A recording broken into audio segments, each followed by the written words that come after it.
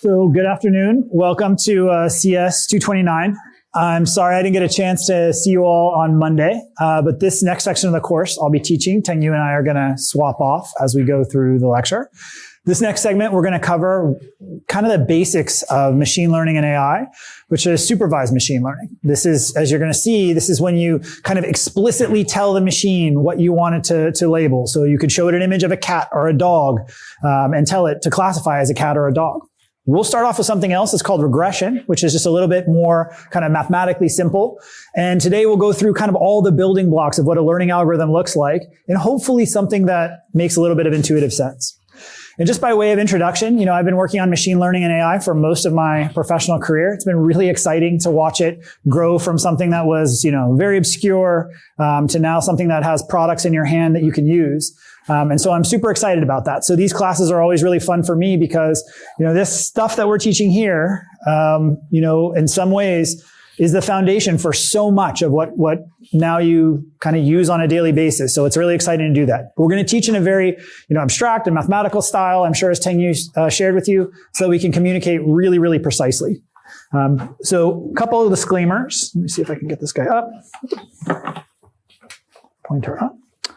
So I'm using this format with slides, so you can always download the slides online. I teched them all up, at least for my section. Please look at them. It's just because when we're doing things with math, there's all kinds of little I's and J's and indices, and it's just nice to have them all clean. If you see any bugs, please send them to me. These are like handwritten notes that have been passed down that I wrote a long time ago. But the best lecture for everything is Tengyu's course notes. So if you get confused what's here, this is meant to be a subset of the course notes. And it's just meant to give you kind of the tune of what's going on. It's, precise enough that you can understand how all the pieces get together. But if you want to go back and rigorously study, I would really suggest those notes. Tengyu worked quite hard on getting those notes in shape. I'm in general worried that the lecture pacing will be too quick with these. I used to, in antiquity, give them on these whiteboards. I really like whiteboards because it forces me to slow down and talk and walk through it. So that's kind of another way of me asking you, please just go ahead and ask questions. Like I have given these lectures a bunch of times. These are topics that I've talked about. I would much rather talk to you. If I'm totally honest with you, as a faculty member, I do things outside the university. The reason I stay, affiliated with Stanford is because I like mentoring students. It's a way to kind of have a meaningful life. I also run companies and do other stuff in another life. But this is what I enjoy, is talking to you all. So please feel free to ask whatever questions you like as we go. I will do my best to answer them. Okay. I generally talk fast when I get excited. I'm not that excited right now, I guess, but I will be excited later. And when I get excited, I'll talk fast. Thank goodness that most of you will watch these on recordings and you can watch them at 50% speed. I'll do my best to slow down, but genetically it's been rough. All right. So let's get to it. So we're going to talk about our first kind of exposure to a formal learning algorithm. The hope is maybe you've seen some of these concepts before. So today is going to be a little bit heavier on notation. It's going to be heavier on kind of the basics that we're going to use. And we're going to talk about kind of the most classical learning algorithm, which, predates machine learning by a lot, which is linear regression. Okay. Then we're going to see linear regression. We're going to see that this kind of way of fitting a line is actually quite interesting. Like it's actually a pretty robust technique. A lot of science was done on it. A lot of machine learning was done on it. And we're going to see elements that have really dominated a lot of what machine learning does now. So one of the big things that happened in machine learning were, as kind of strange and bizarre as this is to say, we made the models a lot bigger. Like it's kind of that dumb. Like we made the models that bigger and, as they say, we made the GPUs go burr and then we got AI. Okay. Now that version is like not too far away. And I worked on it. Like you should see my Stanford job talk about making models bigger way back when. The workhorse algorithm we're going to cover today is this thing called batch and stochastic gradient descent. Okay. Now, if you look at these and you have kind of a mathematical mind or statistical mind, you're going to realize that these are really stupid algorithms, hopefully. They're really simple.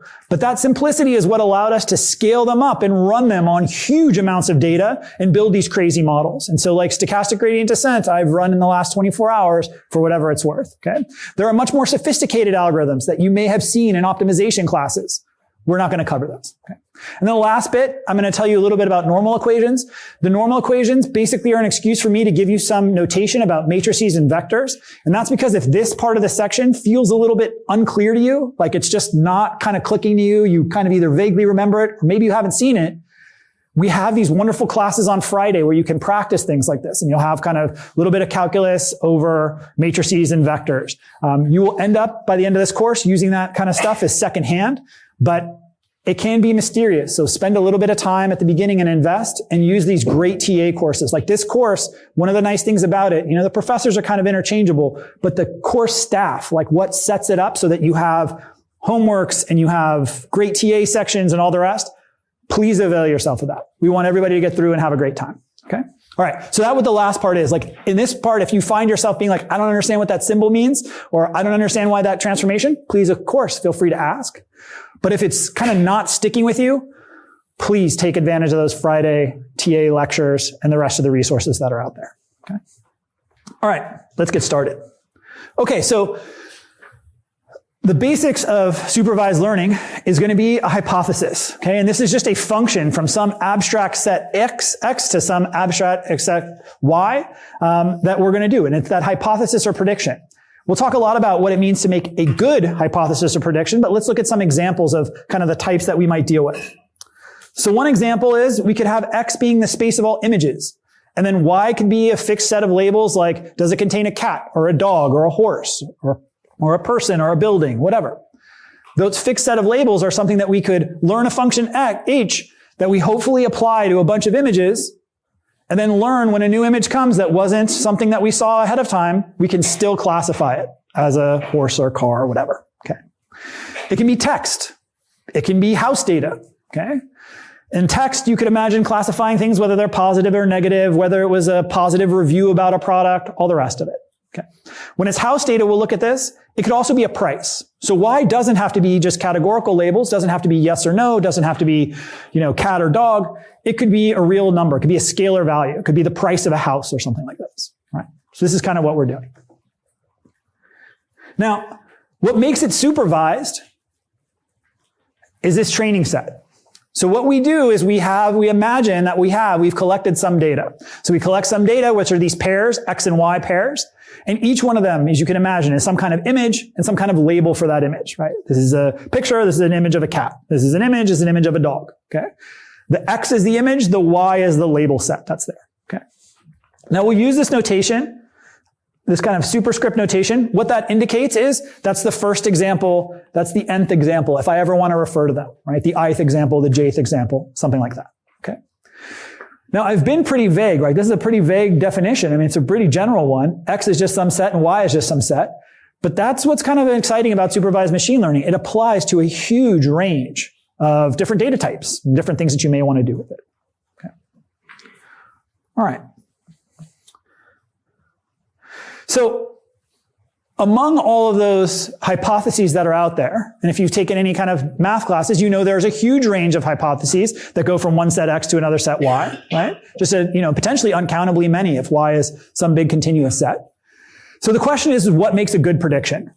Now, this is a subtle problem. This is something we're going to talk about for a while. We're going to talk about good in several contexts and more refined notions of good over the next couple of weeks.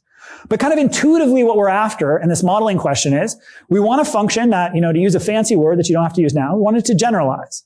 So what we would like to do is that this X and Y that we're selecting here, we'd like it to come from some set that's representative in some way that we can make precise. And then later when we're shown new images that are not from that original set, this thing is going to label it. It's going to be able to look at a new picture of a cat and say, yep, that's a cat, not a dog. Okay. And so that's something that's good, that generalization. That's going to be the heart of machine learning. I train on this training set. I look at that. I'm going to compute my H. And somehow some properties of the training set and the hypothesis class, that is the H's that I consider, are going to mean that I generalize to new and unseen things. And when I mentioned before, what we'll talk about first, there's H's that are really simple. And we can prove that if they're really simple, they have this kind of property that they will transfer. But what has been the, revolution for the last 10 or so years, maybe more, is actually training H's that are really, really big. That means that they are encoded by huge programs, huge numbers of what are called weights. And we're going to talk about that as we get into more of the class. Okay? So this is the way it works. This is the basic setup. Please feel free to ask questions about it. But this is kind of how it works. And so we're going to study this. Right? Now, you could say, what else would you do? Well, in the second half of the course, I'm going to tell you about what happens if you don't have any labels. Okay? So this is just one of many machine learning setups you can have, but this is by far one of the most common and, kind of working. Actually, it's kind of interesting. In my career, this is a technology. You can reliably do this in a number of situations. You can make these functions that generalize. That's really exciting. All right. Now, a little bit of terminology here at the end.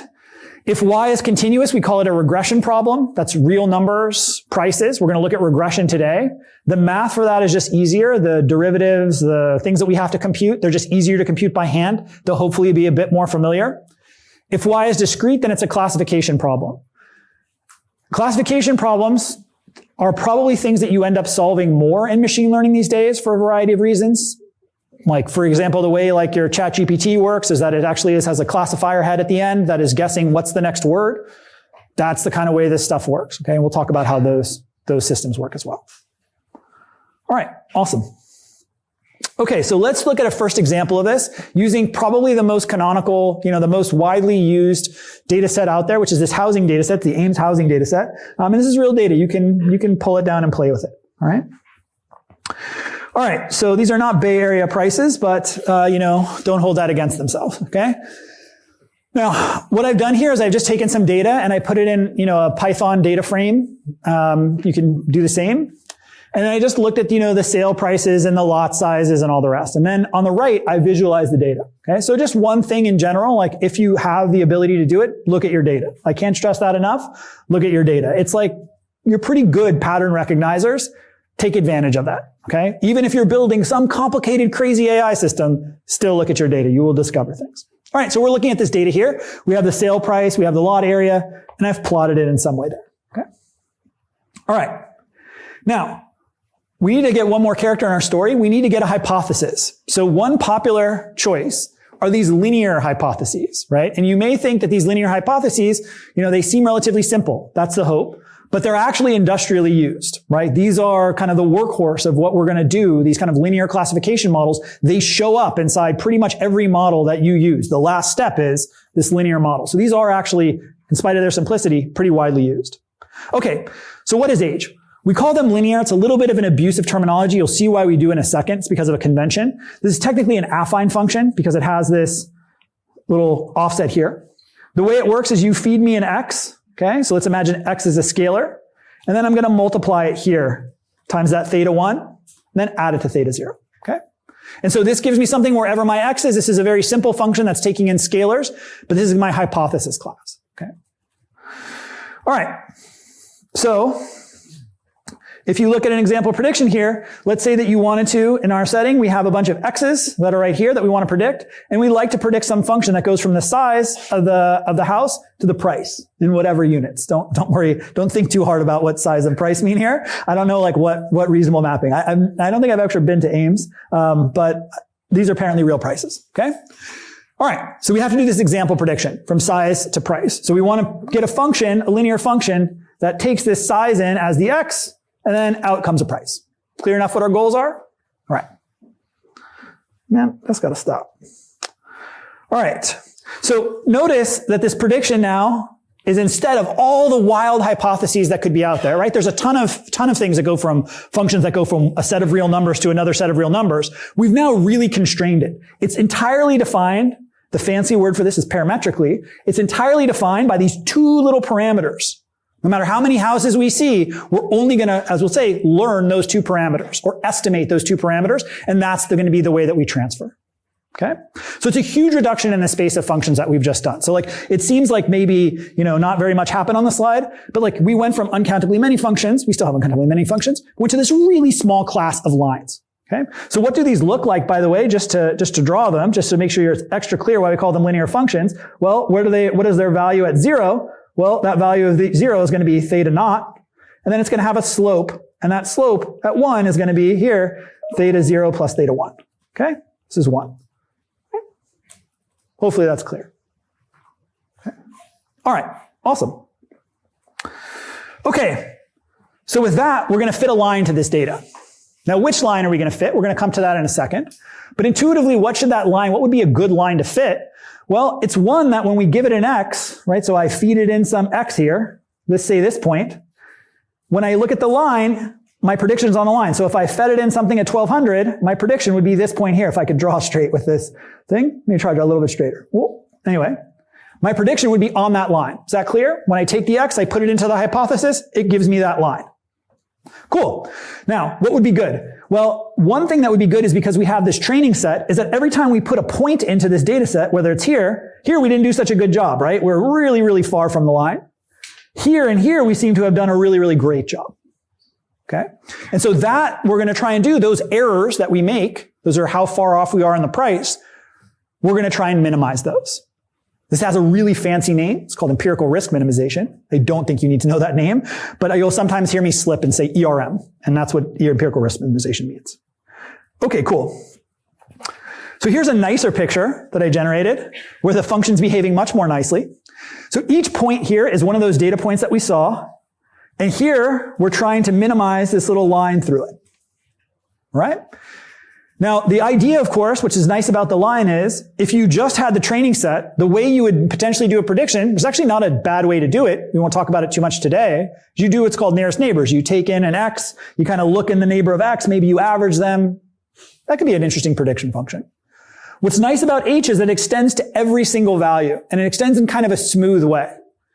And so hopefully what that means is that if there's lots of gyrations, here, we capture that main trend. We get the main part of the prediction, which makes it kind of a good predictor overall. Okay. All right. Now, one other thing which you can see from this, oops, let's get that guy up. There's a slight mismatch there.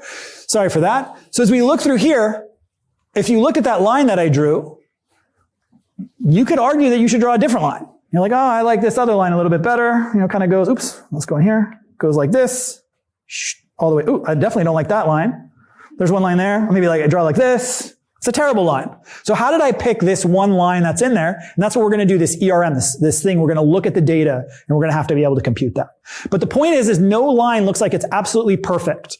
And that's going to be a theme throughout most of what we do. Your data has a couple of different things in it. Sometimes it's imperfect because we're not modeling something. So probably the rate that you're willing to pay for a house depends on more than like the lot size, right? Like you don't just care how big the lot is. You may care if it's a nice house, if it's close to things you care about, all the rest. We'll come back in a minute about how we incorporate that. But the other thing is, even if we added in all those features, usually there will be some error. And so we're going to worry a lot in this class about the error of how we do in these predictions and how well the error on our training sets manifests on what are called the test sets when we take it out into real life. Okay. All right. Let's look at something slightly more interesting. So here we're going to add in the number of bedrooms. Okay. So what do you think is going to happen? Well, now we need a function that can take in pairs instead of single values. So we need to change our hypothesis class a little bit. Lot size and size. I guess size refers to the house size. Apologies. Now we have this function here. Okay. So how does it work? Well, if you feed me an x, then I take this guy, put him here, put this one here, put this one here. And then I hopefully have weights now. I'm parameterized by, ooh, that came all back, by just those weights now. So now my function is parameterized by 4 weights. And hopefully it's going to fit my data a little bit better, right? The reason it should be a little bit better is I could always set some of those weights to 0, right? And get back to the case where I only had 2 weights. So it seems like it's a larger or more expressive class. But if lot size and bedrooms influence price, we would hope that this hypothesis class is richer, is the terminology. And that would allow us to fit our data a little bit better. Okay.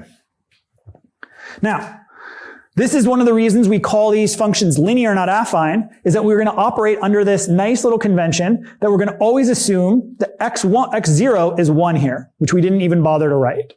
And I highlight this convention because it's used throughout the notes, and when I deviate from it, I will explicitly tell you. But whenever we're doing regression or classification, this is what we have. Okay? So that allows us to write a nice little form like this. H of x is just this nice little sum. We don't have to special case the theta 0 term. And we can, easily extend from 3 to however many dimensions. Awesome. Okay. So that all leads into, as I said, notation. So if this is unfamiliar to you, please go to the Friday, sessions. A lot of this is us kind of recalling notation where you're like, oh, I know that, I need to look at it. Or, oh, I need to go and, avail myself of some of the extra resources. So this notation here we'll write theta, but we really mean this vector, which will also live in R4. It's 4 real numbers, okay? 4 scalars. This thing here, notice now, this x1, we're writing the entire example in here, and this one is 1. Okay? So here's 1, here's 2104, here, 4, 4, 45, 45. Clear enough? Okay. So we're going to call these thetas here parameters, and these xi are going to be input or features. Remember when I talked to you about before, which I said, you could add in these extra features of your problem. That's, for now, going to be a modeling decision. Later, we're going to see an interesting idea about how we can even learn those features. That was part of what is called the deep learning revolution, where you were able to actually impute the representation of your data just by throwing more data at it. We'll see that in like a couple weeks. But for now, it's a modeling decision. You come and write some rule, some piece of code that takes the number and puts it in as the feature. And it's not trivial, right? Like, it normalized the lot size here. It said 45 instead of 45K. But in general, they could be even more interesting features of your problem. And the point is that extends naturally to linear models. Okay? So far, so good? All right. So X and Y has a fancy name, training example, right? It's an element of the training set. And the reason that we call it training is we're going to take that set and we're going to train our model on it, right? It's kind of the terminology for it. We're going to try and figure out among all the thetas, which are our predictions, which ones fit our data best. We've been vague about what data best means, but there's a lot of ways to do that, it turns out. But they all follow the same recipe. And then, as I said before, I just wanted to highlight the example again, that xi and yi are an individual example. Okay. All right. So in notation in the class, you will always see, this is something that you will see, this is as convention, we'll always have n be the number of examples, so you should kind of get that in your mind, and d be the number of dimensions or features. So we'll consider these either d or d plus 1 dimensional, plus 1 because of that convention. Bless you, that x0 equals 1. Please? Is it common to have like lowercase, so the capital N or D?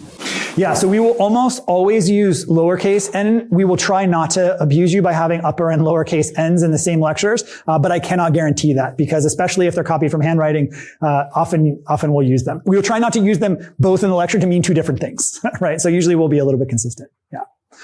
The other convention you'll sometimes see sneak in is P's for parameters, but that's like a stats convention, and it doesn't really matter. None of this will really matter. If you're confused, just ask. Cool. All right.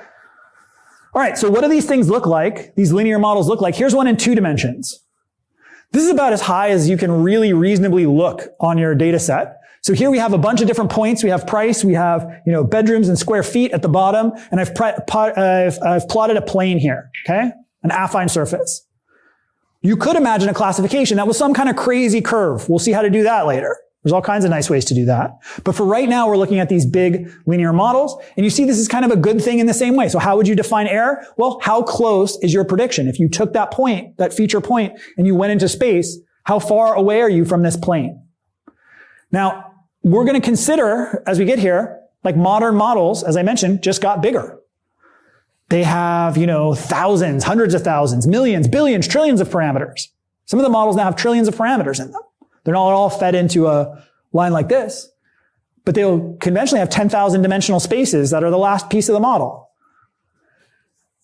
That's really hard to visualize. So we're going to use a lot of vector notation and other things to deal with it, and that's why we use this notation, so you can simplify and think about it and understand how to manipulate it. In 1 or 2 dimensions, you can kind of picture it.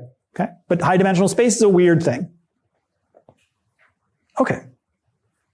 All right. Okay. So let's get back to it. So we want to choose some theta such that, as we talked about multiple times, h of x is approximately equal to y. If I give you an x and a new thing, you want to be approximately close. You like the price to be close, and so on. So how do we do it? Well, here comes least squares. Okay, so maybe you've seen this before. I hope you've seen it before. By show of hands, who's seen least squares before? Awesome. Fantastic. All right, good. So least squares, super conventional thing. If you haven't seen it before, please, again, Friday's a good place to look at it. We'll cover it again just in our notation to make sure everything is all right. Now, what happens? So you have this idea here, j theta. That's going to be the loss that you incur. And it's broken down into terms on every single element of the data set.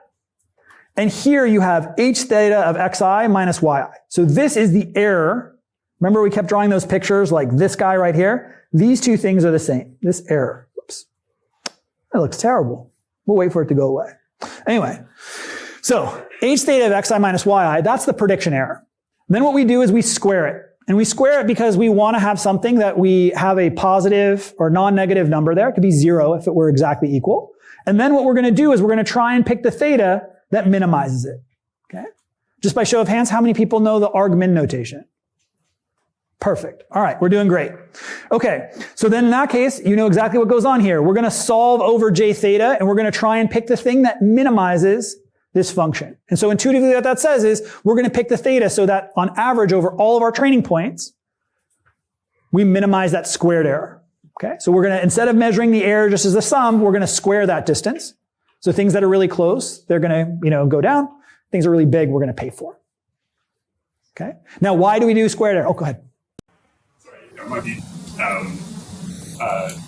you might be about to say it, but the squaring, because presumably you could take another power. Yeah, sure thing. To be even stricter on root. Yeah, exactly right. So the question is why did you pick 2 here? And why did you do it? That's a great question. So could you pick other values? Certainly. You could pick another power. You could pick the absolute value, right? That's a fine thing to do as well. That's a value regression kind of thing. 2 has a nice property, which we're cheating on for a lot of least squares. 2 we can solve exactly. And that just turns out to be because 2 is, as you'll see in a second, when we compute all the derivatives and do all the nice things, the derivative has a really nice form, or the gradient has a really nice form, and that's going to let us solve it exactly. Historically, also if you care, like many of the, people who were doing science way back when they were doing, Gauss was doing least squares, because of that computational advantage, they could predict all kinds of nice things. It was an easy problem. Now, you could look at that, and I will derive for you in the next class, I'll derive for you how that least squares comes up and relates to a fancy statistical assumption, which is that the errors are approximately normal, which we'll come in and talk about a little bit later. And so you'll be able to derive other regressions that are in there. But the special things about least squares are, it's extremely popular in history, not I think it's great right now. It's extremely popular in history, and it's very easy to solve. Okay. And the reason I hammer on this so hard is a lot of machine learning, if you look at it, and I think honestly, I was guilty of this. So I grew up as a math person. And so when I came to machine learning and AI, I kind of had this idea that I was well, why are you doing simple algorithms? Why are you worried about these other things? And I've come to realize that really what goes on in machine learning that makes it so powerful is this trade-off between kind of how we compute things and kind of how we predict them. And actually, when machine learning to me really intellectually came into its own as a field was when it broke away a little bit from stats and started to train these crazy large models and understand more what were the computational limits of what kind of models we could have. So sorry for the long digression, but I love questions. So I'm just pumping, trying to get more. That was a wonderful question. Please. The 1/2 is there. Yeah, the 1/2 is there just by convention. So one of the things is this argmin is insensitive to constants. If I change this to, 25 over 1/2, this would be totally unaffected. I'd get the same theta. So the constant doesn't matter. The reason we do this is it's this convention when we compute the derivative in a minute. These things are going to cancel, and that just makes things a little bit nicer. It's kind of like the cooking show view of math, where we set it up so that it looks nice, and when you do it by yourself, it's always a gigantic mess, and then you clean it up later. That's all it's there for. Please. With argmin, the theta that you kind of put in minimize, are they discrete or? Oh, fantastic. Yeah. So one of the things is remember, our hypothesis class right now, the way we picked it was to be continuous. So these can be any real value that we want. And so when we plug these things in here, we're going to have continuous values. So we're going to do continuous optimization. Discrete optimization you can do. There are procedures that people do, fancy ones, integer linear programming, yada, yada, yada. Those are generally pretty hard. Most modern machine learning, one of the tricks are, even when you have something that's discrete, like our models that work on words, underneath their covers, they're actually doing something continuous. And so the parameter space will almost always be continuous. So you can compute things like gradients and derivatives and for other optimization reasons. It's a very insightful question. Yeah. Please. Does this mean that larger differences get affected more? Yeah, that's a great question to think about. So these error functions, this thing here, when we incur an error in prediction, the question is how much penalty do we pay? Right now we're paying with this square. And as we've talked about, it's for computational and modeling reasons, kind of a good mix. You could put other things in there. I don't want to make too big a deal out of it because honestly, when you get to a lot of data, The form of this doesn't really matter too much. There is one very important form that we'll cover next lecture, which is for classification when you have a discrete set, and then you do something called softmax. And softmax is probably the function that I use most in my day when you build these systems. And probably if you are doing all your homework with ChatGPT like the rest of your classmates, then you probably use it too. Okay, because that's the workhorse that's underneath there. But this one is just the one we're going to do for computational reasons. It has a nastier derivative. Other questions? This is awesome. Please ask me questions. All right, we'll keep going. All right, so what do we see? We're at the end of our linear regression. We saw our first hypothesis class, affine and linear. We're going to see many, many more richer classes throughout this. And richer means that they're more expressive. It means not only do they have more parameters, which as I've hinted several times, modern models do, but they're actually going to have crazier surfaces as well. So they're not just going to be lines. They're going to have kind of crazy, interesting surfaces underneath them. We refreshed ourselves. And as I said, if this part was unfamiliar to you, you were looking at this and you're like, I've never heard anything this guy's talking about. Okay, maybe I did a bad job. I'm willing to admit that. But if I didn't do a terrible job, then look and say, maybe I need to refresh. And I cannot tell you how much I want you to, if you need to, go take advantage of those TA resources and others, because putting in a little bit of investment now makes the class go a lot more smoothly for you. We also saw something that was this paradigm that you guys picked up on right away, which is great, which is that a good hypothesis is one that's close to the data. And I want to point out something which is a little bit kind of spooky about what we're going to claim here. And this is like a foundation of statistics, so it's not that spooky. But is, if we believe that training set, if we fit our hypothesis on that training set, we believe it's going to work well in the real world. That's a little bit of a leap of faith. And so we'll justify that leap of faith in all kinds of ways, some of which I'll give you a lecture in the middle about how they can go terribly wrong. And I will pick from my own, work where we thought we were selecting data in a way at training time that was going to match test, and we were completely wrong and made fools of ourselves. Okay. So, economic indicators and all kinds of fun stuff like that.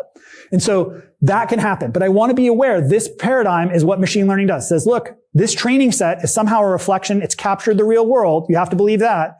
And then fitting on that data set is somehow going to carry out something nice in the real world. Okay. It's like the cornerstone of statistical estimation and inference. Cool. Great. We also talked a bunch about objective functions, J. We're going to see those over the next lecture. We're going to see, the canonical one for regression today, and we'll see the canonical one for classification next week. Okay. All right. Now, as I mentioned, and I'm biased here, so I should also tell you about that. So, like what I work on in research, as I mentioned, is I really like the problems of scaling up these models. We've done all kinds of things underneath the covers to do that, to make these large models that today run, on GPUs. We've contributed our little brick to that out of my lab, which I'm, very proud of. Wonderful students and collaborators. But one of the things that you'll see in machine learning is this ability to compute these functions at large scales is critically important. That's been the revolution. That's allowed us to break away from doing small kinds of problems to the large. And that's what we're going to cover over the next couple of weeks. But we'll start where the field started. What that boils down to is basically solving a set of these equations, that argmin that we talked about before. This is also called, as we'll talk about, a loss function. Being able to take a loss function and run, an optimization procedure, fancy one called backprop that you'll learn in the course, underpins pretty much 99% of the models that you're likely to encounter today. Okay. So we're going to see the warm-ups to how you get to backprop, the simplest thing that starts there, which is the computation of a derivative. And then in this case, we'll also see how to solve these equations exactly. That's very unusual that you can do that, but it will basically be an exercise with some of that notation. So if I haven't made it clear, we'd really love you to use those Friday lectures. All right. I'm not getting paid if you go. I know you probably at this point, you're like, oh, you must be getting paid. I'm like, no, it's just, I think it's good for you. Okay. All right. So let me solve these least squares problems. All right. So I'm going to draw a little picture here. Oop. All right. So let's take a function. This will be our quadratic, which is kind of like our classical function. And, we'll look at this kind of bowl-shaped function.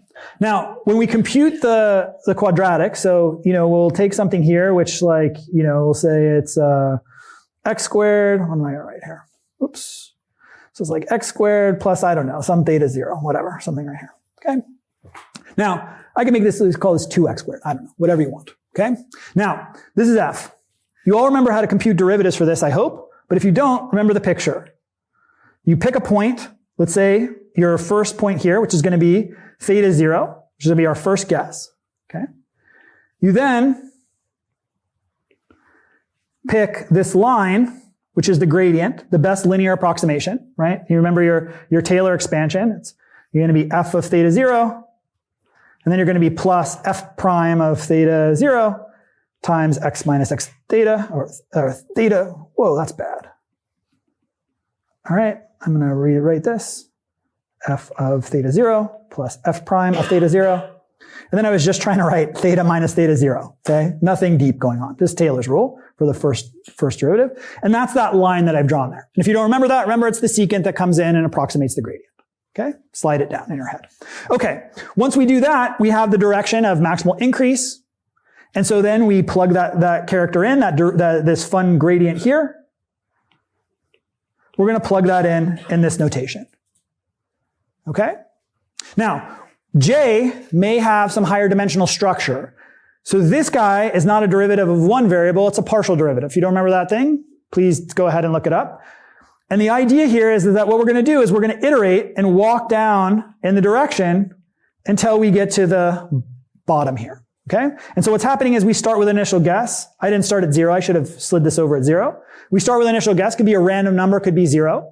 Interestingly, in modern models, where you start matters. Doesn't matter for least squares, does matter in general. And then we're going to iterate these equations. We're going to start with our current guess. We're going to compute this gradient or derivative, and we're going to try and minimize it. So we're going to walk in the opposite direction. How far are we going to walk? This thing here is going to tell us this is called a step size. Okay? Oop. This guy here is the step size. All right? Now, if you look at this and you're mathematically minded, you may think that this is horrifying. You're computing only first order information, right? You're just looking at a gradient. You are only taking a step size that's like, not searching to the most minimal part you could get, what's called line search. You're not doing that. You're just kind of grabbing some information about the function locally and taking a quick step. And the reason that can be so disastrous, you may have been told in your calculus classes, is because you could have a function that looks like this. And then here you walk down and you get stuck in a local regime. Okay? So hopefully this is familiar to you. By show of hands, do people understand the difference convexity, non-convexity? Awesome. Perfect. Okay. So that's how it looks. All right. Fantastic. We do this for every single component and we update. That's how we solve it. All right. So when we do this, we get this learning rate or step size. You'll hear me say those terms mean the same thing. I wish that they were unified in my head, but I will use them interchangeably. Apologies in advance. Here's me computing the derivative. So those folks who were asking, as you were asking earlier, what's this 2 for? It's so that I can cancel this guy. Okay? That's all that's happening. I have my error term here and then a gradient here. Now, hopefully this is not calculus that's bothering you. If it bothers you, again, see the Friday lectures. But there's one thing here in the way that I've written it that I want to call out because we're going to use it again and again. This thing here, this error term, you basically always have this in a ton of these rules. You have the error, what you have, and then you have it multiplied by something. Here it's just going to be the gradient of the function. But in general, for a nonlinear, there'd be some extra stuff there. Okay? And you'll see this form again and again. So it's like kind of an artificial way to write it, but it's an important artificial way to write it. Okay? So what's going on here when I compute the derivatives? I'm computing the derivatives on all points in my training set. Now, if you think about that, if I give you the entire internet and ask you to predict the next word in the entire internet, that's going to be pretty slow. If every time you update your model, you have to scan the entire internet, that seems really slow. And so what machine learning people did is they started to try and get algorithms which were even simpler than this, even dumber than this. You're like, gradient descent, how could you get dumber? Don't worry, machine learning's got you covered. We have a lot more dumb algorithms. How does it work? Okay? We'll get there in 1 second. So we computed the derivatives. We have this one thing. I don't need to talk about this. All right. Okay, get to it. Now, one thing I did want to cover before we get there is, apologies, this thing here about how do you set the step size? Okay? Now, when you set this step size, think about what it means. The step size is basically how sure you are in that information in some way. You get the information. If you really trusted that gradient, that it was leading you really steeply down the hill, you would want to take a really big step if you're far away from the optimal, right? And so it turns out for functions that are nice and bowl shaped, which are called convex, if you're really far away from the optimal, it's usually very steep. Okay? There's a formal version of that, but that's what's going on. So you want to take a step. Often in machine learning, we're dealing with really nasty functions. We're dealing with those functions that are really curvy, or we don't know what the surface looks like. And so we tend to take relatively small steps. If you take steps that are too small, what happens is you just don't get to the optimum fast enough. Okay? If you take steps that are too big, this actually looks pretty good to me. It says too large, but like if you just take one step and got to the optimum, like you'd be really happy. So that'd be great if you did that. So this is like too large is kind of like weird. Like it's like bragging, like, oh, it's too large. It works too well. I don't know. In general, what happens in too large, I'll show you in a minute, is that you bounce around. So you take a step, but you shoot past the optimal. So if you picture that bowl that we were talking about before, you would bounce around from both sides. And I'll show you a picture of that. Please, question. Yeah, I was about to say, is that what happens? Yeah, exactly right. And so when we see, I have those for the SGD. So you're exactly right. This is what happens. When we stock for things like SGD, what happens is you bounce around in a ball, a high dimensional ball, that's kind of proportional to that step size. And this has some profound implications because if you've taken a statistics course, you've been told that what you really care about is recovering the parameters. If you want to be technical about it, you really care about getting the right theta zeros. Okay. This is called a recovery guarantee. If I see the data, then I can prove that I get the right theta zeros. Machine learning people do not care about this. Absolutely not. And they're right not to, if you want to do what we were doing, right? Not if you're doing stats. And what that means is there could be many, many thetas. As long as we're close, good enough. And so a lot of modern machine learning is like running these models and like, when do you stop? Like in statistics, we would do these very, fancy tests. When the gradient goes below this and all the rest, we can prove we're within blah, blah, blah, blah, blah of theta naught, the theta star, the optimal theta star. In AI, we're like, we ran out of compute credits. We'll stop. Feels good. Let's go to the next model. And that's crazy enough how it works. Okay? All right. Okay. So when you set these at home, you're going to have like some assignments where you play with some step sizes. You'll see if it's converging slowly, try and set better step sizes. In a couple weeks, I'll teach you something called hyperband, which was one of my personal favorite algorithms, was written by friends, of how to adaptively set these step sizes in a nice way. And uses something called bandits, which we need a lot of notation. And once you've gotten familiar with the notation, it's really straightforward. It's Kevin's algorithm. It's cool. All right. So this just says what I said and doesn't have all the weird rants in it. All right. Good enough. Okay. Now, as I mentioned, we want to get even simpler because that N, this data set, could be very large. And in fact, machine learning is anchored towards more data, not better estimation. That's not a formal statement, but just intuitively what we're after these models that we're going to crank tons and tons and tons of data through them. And we think that's a way to improve them by making them bigger and consume more information than necessarily estimating these parameters very finely. And so we'll tell you the techniques that we used to use to estimate those parameters down to 10 significant digits. But that's not the vibe. That's not what we're going for. We want to get bigger models that we're going to kind of fit less well than our predecessors. Okay? And that's what leads to all kinds of interesting behaviors that we'll tell you about later, like scaling laws and things. Okay. So why does that matter? This is really an algorithm that I owe a lot to, and that is actually widely used. And it's an old algorithm too. So this is the algorithm update rule written for one different component. Okay? We've looked at xj here. It only depends on the jth component. We look at the whole error term, look at all the data, and we update. All right. Okay? Now, here I'm just showing that the vector, we're writing in vector notation. This is, again, just why does the vector save us? Well, I just erased all the j's. You will see me very freely go back and forth between these. All right. Okay. This is what I actually wanted to talk about. Okay. Now consider our rule. So I've said this multiple times already. Sorry, I got excited. This is the thing that I like. So I know it's weird to get excited about this, but I cannot tell you. So just as a small digression, I worked a lot of my life on the algorithm I'm about to show you. It's extremely simple, okay? We did all kinds of fun things about this algorithm and how we scaled it up and how we built it. It's called stochastic mini-batch or stochastic gradient descent, or in the old days, it was called incremental gradient, and it goes back at least to like the 1950s, Robbins and Monroe. It's like an old classical algorithm. People rediscover it every 10, 15 years, okay? It is the workhorse. So by show of hands, how many people have used PyTorch or anything? Okay, more people use PyTorch. That's dangerous, but awesome. In any case, so if you do backprop in there, then you have to have used mini-batch. Like the entire system is set up for you so that you're going to take a small batch of data. You're not going to look at everything in your data set, and you're going to feed through 5 images of cats and dogs at the same time. Okay? Not all the images of cats and dogs that are, on your phone or whatever.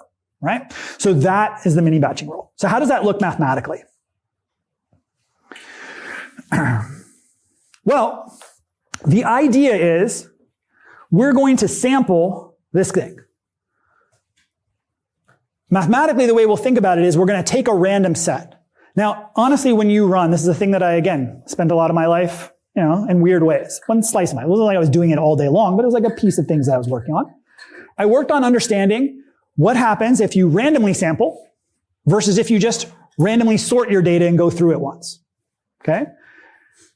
Turns out they're kind of okay. And that latter one is basically what we do. Took a lot of math to prove that those things are about the same for a variety of reasons. When you get to the end of the data set, it gets nasty. The first part of the data set, they're obviously kind of close. Okay? But this is what SGD is. Sample from your data set.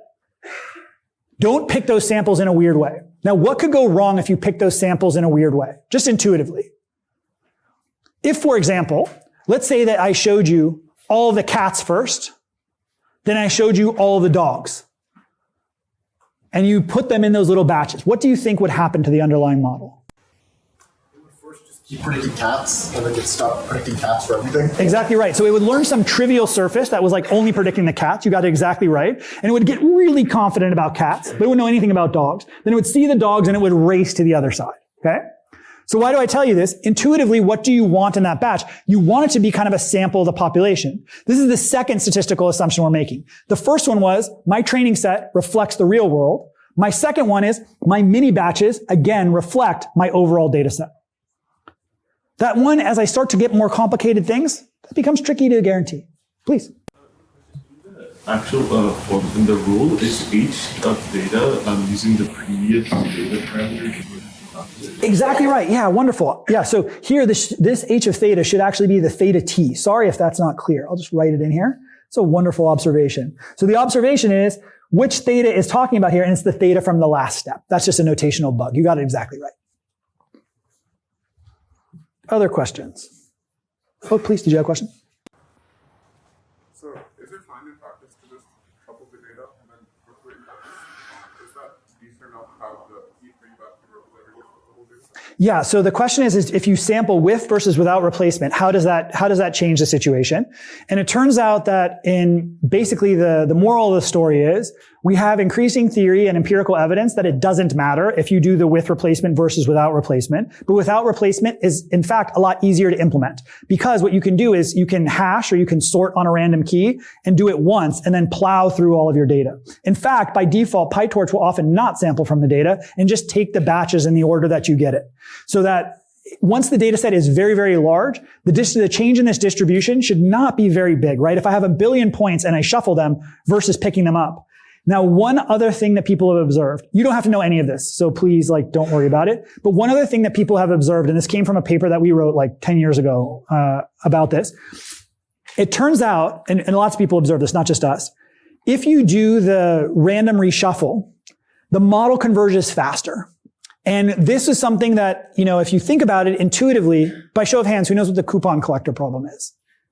Ooh, few. All right. PyTorch, but not coupon collector. Interesting times. Anyway, so that used to be like CS canon. You had to know that. But, I'll just say this has nothing to do with what I'm talking about. How many people know what a DFA is, an automata? Oh, that's good. Good for us. All right, we're still doing it. All right, anyway, back to this. So the point is when you did that shuffle, you had a kind of a coupon collector phenomenon. What happens in a coupon collector is, let's say that I give you 10 coupons that you want to collect, and you run around and you're randomly sampling. So you get a random sample every time. It turns out that all of your variance, how long it takes you, is how long it takes to get the last coupon. Why? Because if I'm sampling from all 10, right, I'm getting the first 9 again and again, 90% odds when I get to the end. And so I only have a 10% odds of getting it when I get to that final one. Turns out that skews all the variance to the end. So back to these models. If you're looking for something that's relatively rare in your data set, you're just not going to encounter it. You're going to encounter the mean a little bit too often, and you're not going to encounter the thing you want. So the folklore is that, and there's a bunch of math that says under situations, the story I just told you is true, but not all situations. There are obvious counterexamples. Okay. Awesome. These are wonderful questions. Super happy to talk about this stuff. Please. Batch size. Sometimes we just say, this is how much GPU I have, this is what my batch size will be. Is there some scientific way to say I should have a batch size of 1 or 10 or 12? Oh, wonderful question. So the question is about batch size and how do you pick it? So I'm going to tell you something. So a couple things. So there's a couple of heuristics that people have, but I wanted to tell you as a personal matter, batch size was actually one of the things that broke me intellectually, a while ago. Okay. So there was a while when I would say about 15 years ago when what we thought was that smaller batch sizes were better because they were exploring the data more. And you can tell yourself a story about why this is better. And from an optimization perspective, you can prove that in many situations, a tiny batch size is just as good as a big batch size. And so you want to run in these tiny batch sizes. Then there was a paper that came out of when it was Facebook, the Facebook labs, that basically showed this really interesting thing that was done by friends. And they sent me as a preprint that said, we're getting better generalization. I'll explain what I mean in a second by using larger batches. Now, this was very strange. Their loss was worse. Their training set was worse, but they were generalizing better to the real world. Now, as a mathematical or an optimization person, at first I was like, this is heresy.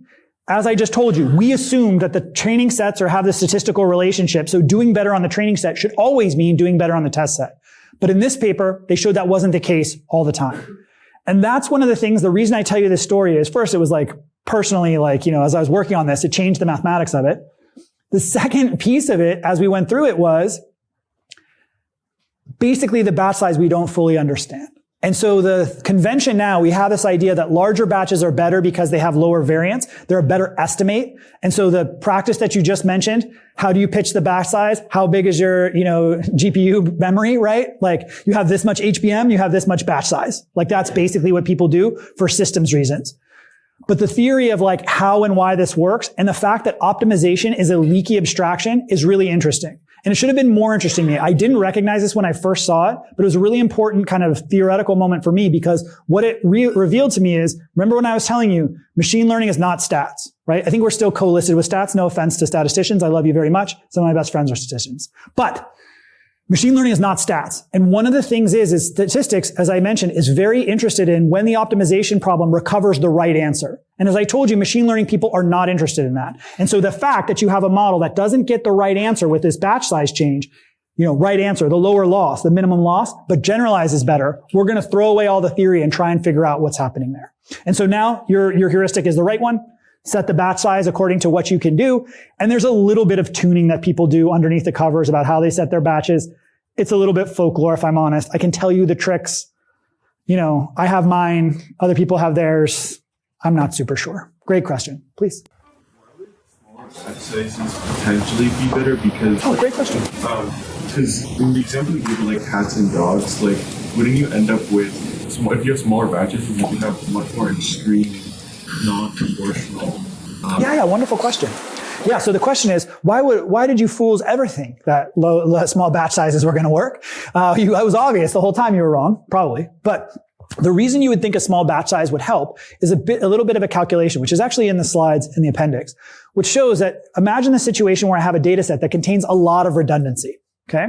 If it contains a lot of redundancy and I look at a whole batch, then I'm basically seeing the same example. It's just like 90 pictures of the same cat again and again and again, right? And so I've wasted all those steps. I could have been using those 90 cats to refine the model 90 times. So really what it's a trade-off is how statistically meaningful is the data sample that you're seeing versus how big of a step should you take. So it's not an obvious trade-off either direction. The heuristic of why smaller was better was that you were able to polish the model, that more parameter updates were better than what you were doing. That's probably true if you have small classes or a relatively, compact domain where you have two classes and they're kind of well established and separated. In those situations, this redundancy argument is actually provable. SGD with small batches will do better. And so that gave us maybe false confidence that was explaining the whole world. When we moved to more interesting examples, larger batch sizes started to work better and better and better. The other thing that happened is the way we treat the batches, as you'll see in the second half of the course, we also want to embed information in them. So when we get to other concerns about how you supervise your data, it's interesting to have a mix of say, positive and negatives. Exactly as you said, I want every batch to have a couple cats and a couple dogs. And ideally, I'd like them to be kind of close together intuitively. I don't want a dog, like a Great Dane and some little tiny cat. I kind of want the most cat-like looking dog I can get to help me separate them. I'll learn the most interesting information. We'll talk about that in that course. But you guys have got this exactly right. What are the key issues underneath the batch? Please. Random sample is selected specifically for interesting features that we want. Awesome. Yeah, great question. So in the way that we'll teach the traditional stochastic gradient descent, it is completely random sampling. With replacement sampling, you take it and you pull it up. What I'm trying to emphasize from some of this discussion is, in practice, it's actually not really done that way. Sometimes it's done with this sort that I mentioned, where you sort it in a random order. We talked about how to cut down on invariance. And then what I was just saying is that some objective functions, some loss functions, actually prefer that you have kind of near miss examples to each other, which is also quite intuitive. And so people do engineer their batches. And then the last piece is you do pick the batches in modern applications based on how fast they run. I was talking about in the HBM case. If you haven't optimized the GPU, how much, if you can store your whole model or your whole computation in the HBM, the memory that's on the chip, it's just dramatically faster. And so you optimize for systems concerns. So this very small tweak here that looks like, a one-line change of going from N to B, basically, that change is actually, in engineering and practice, I'm trying to say, is quite rich. For the point of view of the course, I think you have to know nothing of what I just described, by the way. You just need to say, oh yeah, you random sample, that's good enough. But I wanted you to understand, this stuff is actually fairly interesting and fairly accessible. There's someone right now at one of the frontier labs who's tuning the batch size. As weird as that is to say. And they're getting paid a lot of money, which is great. I hope they're one of my former students. Anyway. All right. So this is the definition right here. We take the batch and we average it. Okay. And I'm just saying that rule to select the B, random sampling is good enough. You'll do that for most of the course. But it is actually making a statistical assumption. And if you really care about what's going on there, it's just an interesting thing. And there's stuff to know. If you're a curious person, there's stuff to know. Wonderful questions. These are really great. All right. All right. So hopefully this is clear. I said this. I should have gone to this slide earlier. Sorry. Here, I would point out one thing, which is you're going to sum over the batch, that mini batch, right? So B is usually less than the full data set. You compute the errors on each one with your current theta, which was pointed out. This should be theta t. You then just do the updates. The point is you don't have to look at the rest of the data set. You just look at the model and the data set, your data samples from the batch. And then you're going to take this step size, and I'm highlighting here that it's an alpha B, and that's because it's potentially a different step size. Okay, you're not going to use the same step size that you would use on the full data set. And in fact, the step size kind of mysteriously depends on other quantities that are there. We'll talk about good rules of thumb. In fact, one of the major pieces of technology that you probably use, and so many of you have used step size, are basically what are called adaptive optimizers that pick the step size for you within range. They see that you're having some of these problems. Atom, for example, if you know what Atom is, or Atom W. Okay? So, or Atagrad, which was developed by our own John Ducci. Those are the kinds of things that go on under the covers. But for now, when we're studying it in its purest setting, if you wanted to do it with code and write it out, you would have to pick that alpha B. And that's what goes on. Any other questions there? Oh, please. You pick one batch and repeat it again, and you change the batch over. Oh yeah, sorry that this wasn't clear. Yeah, so what the operation that you're doing here, sorry this is unclear, is you're going to pick a random batch on each iteration. So at every time step t, you pick a new random batch, okay? You don't want to feed the same dogs and cats through every single time or houses through every time, because you'll just learn a model of the data that you've seen. So it is a random sampling procedure. Yeah, wonderful question and clarification. Please. The coefficient gets absorbed into the step size. Does that imply that larger batches typically would have smaller step sizes? Yeah, that's a wonderful question. So how the batch size scales, you would indeed expect that as you ramp up the batch size, right, when you go all the way from 1 to the limit, you're going to get to a batch size of 1 over n. You very rarely use 1 over n as your SGD batch size. It turns out, for folklore reasons, that lots of people write their models, not linear models, but write their models so that there's the same kind of normalization in batch size across all of them. And so that is a thing that you do. So if you've played with deep learning things and used layer norms or sandwich norms or other things, they're trying to get you in the right regime where the step sizes are kind of all, what's called, fancy word is isotropic, but kind of all the dimensions are the same. So what does that mean? For alpha, that means you would intuitively expect that if the model is taking a little bit of information, you don't trust it very much, and alpha would be lower, almost exactly as you said. Yeah, go ahead. Have you done experiments where you've changed the batch size throughout the gradient descent? Oh yeah, wonderful question. So we haven't talked about this. Again, you don't need to know this, but I'm super happy to tell you. So it turns out there's actually a wonderful study written by this guy at the Navy named Leslie who wrote this study about how do you do various what are called scheduling rules or step size rules. So there's two great papers if you ever want to read. There's one where he basically did what's actually quite widely used, which is called cosine scaling, where you actually make the batch size go up and down as you run. The idea being that you zoom into like a local minima and then it kicks you out. And he showed that this cosine scaling was actually one of the best at the time for image models. There's another paper, which I love, which is like from the 90s, which is the Onstreicher paper, which shows that a bunch of rules that people were using in gradient descent and stochastic gradient descent are actually all the same. So-called linear and exponential backoff and all the rest. Now, I would doubt that most people here in production are tuning their schedules, unless they're doing something that like, well, for a product you would, I guess you would say. But like researchers are kind of just putting in the numbers and letting the defaults work most of the time. Yeah, wonderful questions. Please. I feel like if you want to have like a training loss, then you would not want to like have repeated sampling of like things. So it's like in like the selection of batches, would you not have like Awesome. Yeah. So the thing is if you look at this, it's a wonderful question. So the question is, if you sample your data, you kind of want to see all of your data. You don't want to have repetition in there. And this is exactly gets back to the difference between with replacement sampling, where you would see, as I was talking about, those coupons many, many times, versus without replacement sampling, where you shuffle the data set. And when you shuffle that data set, you're guaranteed that you're only going to see every data set exactly once. And so the belief is that that would help you exactly for the reason you said, that you're going to see many of the examples again and again. Okay? Now, that assumes that all the examples are equally informative, and that's not always true. Sometimes there's a core, hardcore set that you wish you could see again and again. And if you look at modern training for like LLMs that are in the wild, large language models that are in the wild, you'll see that actually there are places where people actually do repetition on things. Like code is very popular to do multiple times because of the belief is you put in some structure. Okay. There's a great paper about this. If you're interested about data mixing, please send a note or post to Ed. I'm happy to post something about what people know about how you mix your data for foundation models. Not part of the course, but super happy to tell you. Yeah.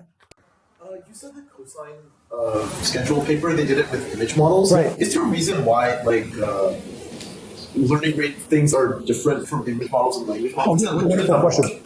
Yeah, so the question is, why would you care that it's from image models versus text models? What would change there? There's two things that change. One are the architectures. At the time, the architectures were different. We're talking about neural net architectures. That has actually changed over time. Now we've converged and built a bunch of technology where you can use kind of transformer stacks for both of them. The other thing is that the distributions may actually be quite different. So if you think about images, they have a set of natural distributions that are in the world that like has some smooth variations, right? Like, I don't know about you, but like, I take pictures of my kids. It's like in burst mode. I got 1,000 pictures of, like one of my daughters dancing, right? That thing, they're all little tiny variations of each other. That distribution is kind of compact. I don't tend to write the same sentence 1,000 times like a crazy person. Maybe I have over like, longitudinally in my life, but like it's not kind of compact in that way. And so those differences in distributions, they may have an effect on the learning rates. And so they don't transfer well. Like if you had clean theory, you would know what goes from A to B, but we don't know what goes from A to B in different situations. So that caveat turned out to be important. It caught on quite a bit in images, and some of those ideas were adapted, but those aren't the ones that we use today in engineering text models. Yeah. Cool. Production model at this point, would you how would you feel with the batch size changing? I mean, right now, still batch size I would pick them. Yeah. So I would pick the way I would do this. Oh, sorry. The way I would do this is, Yeah, so this covers many of our points.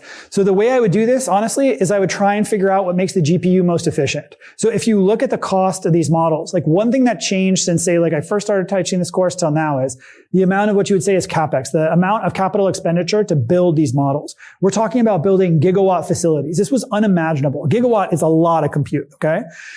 Those multi-gigawatt facilities, you have to keep them at high utilization. So if you ask me what I care about, I would say I would care quite a bit about making sure the utilization of the model is high, that I get in more steps.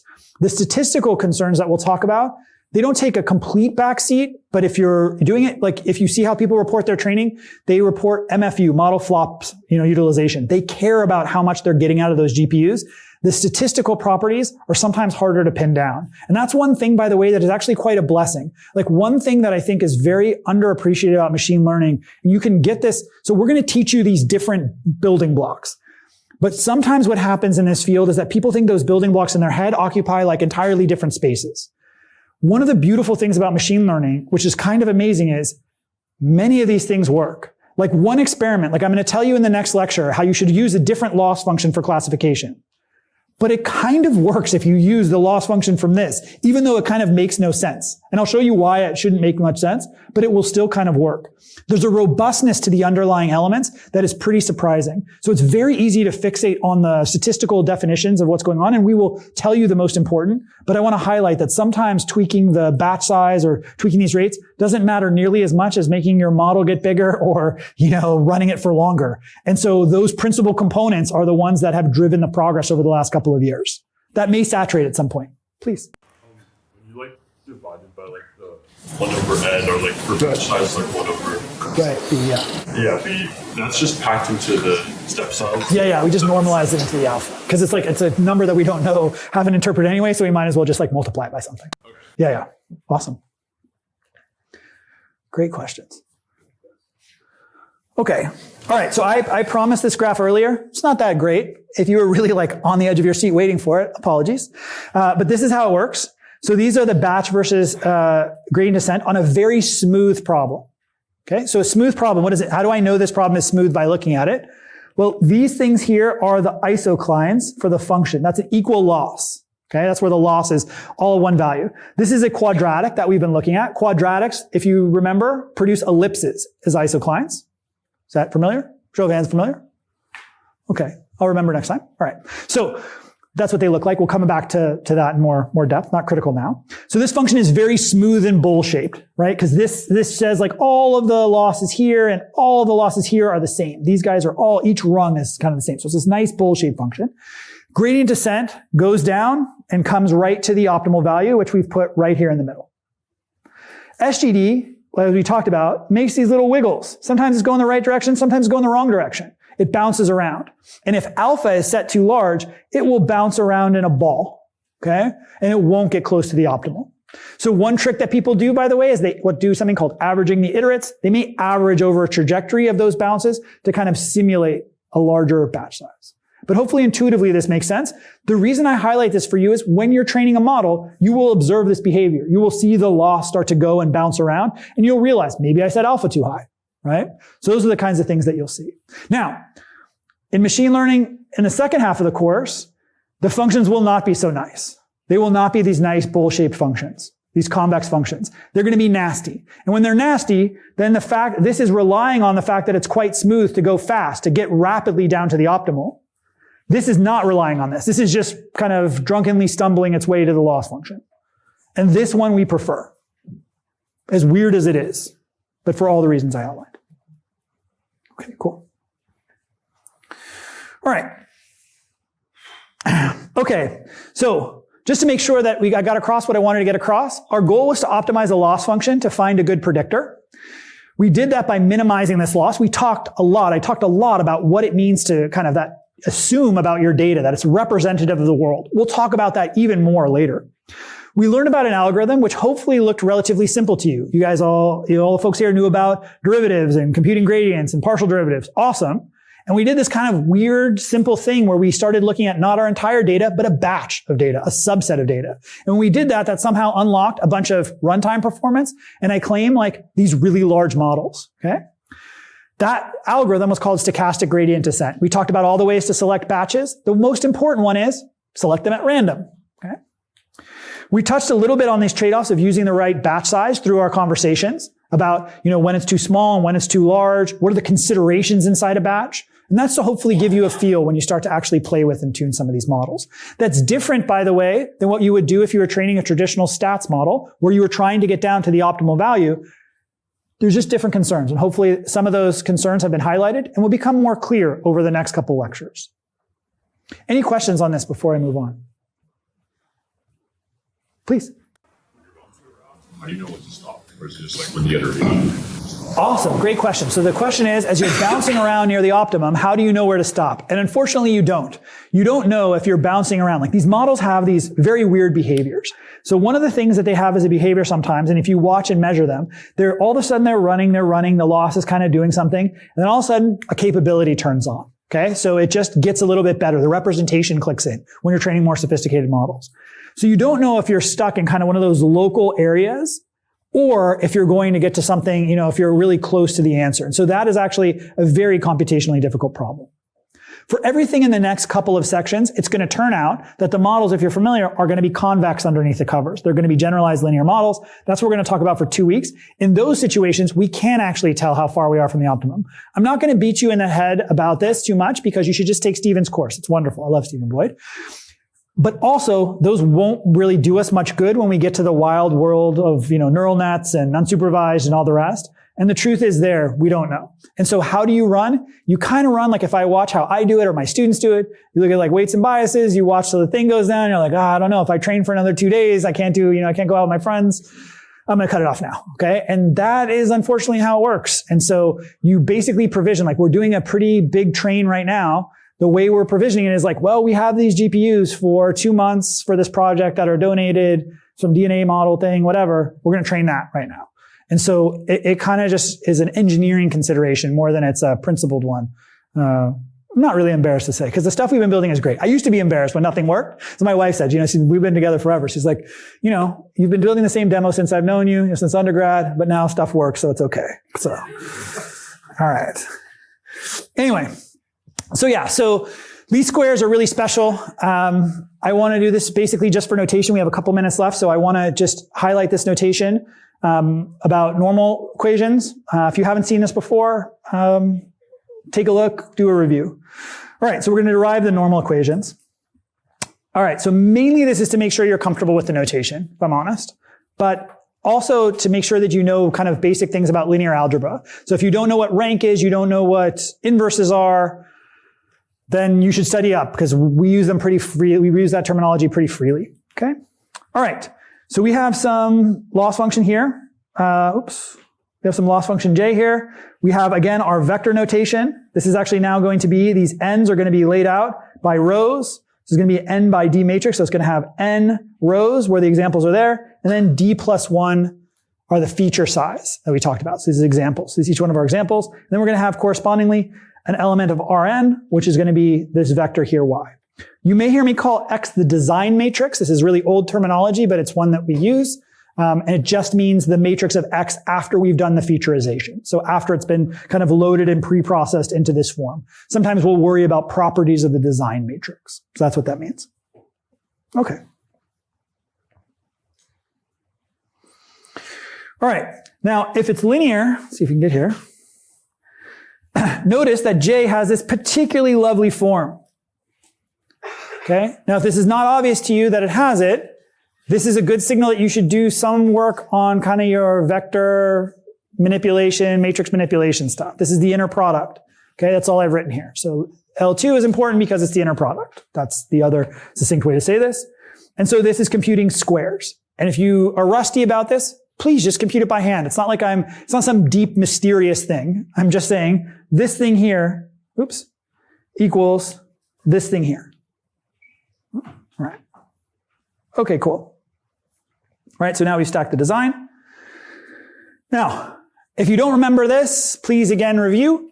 But basically, when we compute a gradient of a matrix, it means that we're computing derivatives according to A of each underlying element, right? And just stacking them in the corresponding type. So if you had a matrix coming in, you're going to have a matrix coming out. They're going to have all the same types.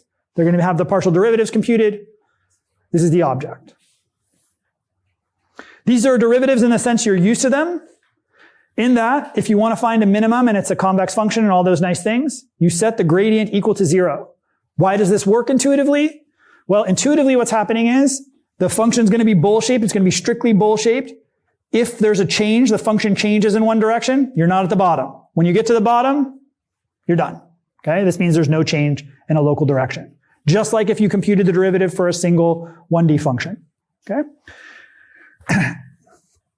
All right.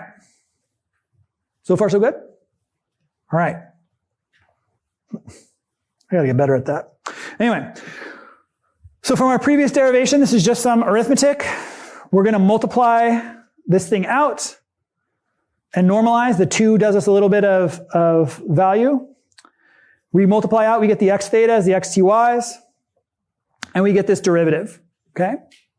If that's unfamiliar to you, what's going on? We're multiplying these terms out. We get an XTX theta on each side. When we take the derivative with respect to theta, we get the term on one side and the other, but it's symmetric. We have the 1/2. We get this term, okay? So that's this term in the FOIL. When we multiply the y's, we're not taking the derivative. They don't depend on theta. They get knocked out. When we do the cross terms, we get the cross term represented like so, twice, and that's the derivative. We set this equal to 0. So that means that this thing is equal to 0. So how do we solve for that? We make these two terms equal to each other. Well, we have to take the inverse to get rid of the side, xtx inverse times xty, and this is the least square solution. This is an optimal solution for theta. Now, I cheated in one part of this derivation. So something I assumed about x when I did this. Exactly right. I assume that XTX is invertible. If, for example, I had relatively few examples and a huge set of dimensions, this would be a nonsensical kind of thing. So here, when I'm looking at it, I think that I have many, many data points more than my parameters. Okay? And hopefully, that inverse exists. But what happens if it doesn't exist? What is it defined up to? The theta that I get.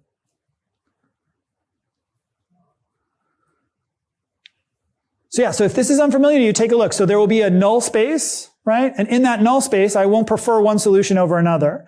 All of them would be valuable. So anything in the null space of XTX, right? I can add that to theta and it doesn't change the answer at all. So now there goes from being one single explanation, one single theta, theta star, to being an entire subspace of them, effectively the entire null space of XTX. If you're seeing this and going, oh yeah, I remember that linear algebra, sounds great, do a little review. If you've never heard that and it sounds like I'm speaking a foreign language, please, please, please use the Friday lectures, because after this, I'm going to assume we know all this stuff. Okay? That's basically the thing there. It will turn out, by the way, you could also worry that XTX here is also going to be, it turns out, positive semi-definite. By show of hands, who knows what PSD means? Positive semi-definite. Awesome, we're doing great. Okay, fantastic. Okay, so this isn't familiar. I even wrote it down. Practice on Friday. And I just want to make sure that's clear. We're going to use these concepts, positive semi-definite. We're going to use these concepts like it's invertible. We're going to use them pretty freely. We're going to compute vector derivatives and matrix derivatives in this way. If it's unfamiliar, spend a little bit of time to make it familiar. It will make your life a little bit more easy. You know, it's much easier to compute this way, I think, than the other way, just by hand. All right. Almost pretty good on time. Not so bad. Usually I'm pretty bad about this. All right. So we saw lots of notation today. That was the intent of the lecture in some ways. I wanted to give you a little bit of machine learning stuff and lore, but I wanted to make sure that you understood all of the pieces that go on. We learned a little bit about linear regression. We learned what the model is, right? So this is one of n models that you'll see in this class. We learned how to solve it. And we learned that there's this very basic algorithm to solve it called stochastic gradient descent. It's our workhorse. And so we're going to see that algorithm come back again and again and again. Next time, what we're going to learn about is not regression problems. We're going to learn about classification. So instead of looking at house prices, we're going to learn how to classify, cats versus dogs, or, next word in the sentence, and all those discrete functions. Thanks so much. Have a wonderful weekend.